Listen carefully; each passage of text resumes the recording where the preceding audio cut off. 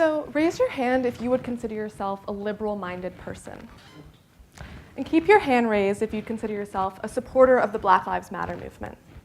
And keep your hand raised still if you would say that you kind of don't trust the police. And so the Black Lives Matter and the Blue Lives Matter movements make it difficult, if not impossible, to be both pro-police and pro-Black lives today. And so my thesis, I wanted to study role conflict among Black police officers because that kind of seems like they stand kind of in the middle, right? So I wanted to answer the question, do Black police officers experience role conflict or cognitive dissonance? Role conflict being when you have to fulfill two roles in society that kind of contradict each other. Cognitive dissonance being when something that happens as a result where you have to hold two conflicting views in your head at the same time, in this case about yourself. So a Black officer who believes in the rights of Black people and yet finds themselves in the role of the oppressor, working for what is historically a discriminatory policing institution. And so I interviewed 12 Black police officers from the New York Police Department and ATF. And I found that Black police officers didn't actually experience role conflict. And this was really surprising. But I found that it was because they had tactics to prevent it. And so one of these tactics was officers had an overwhelmingly positive view of policing.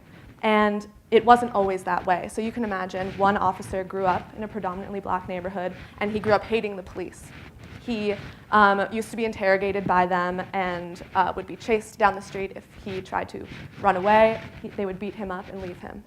And what happened was once he joined the police force, he actually changed his mind and attributed issues with policing to a small percentage of bad apple cops who come from suburban neighborhoods and thus do not understand urban street culture, who disregard police training, and who make life-changing mistakes.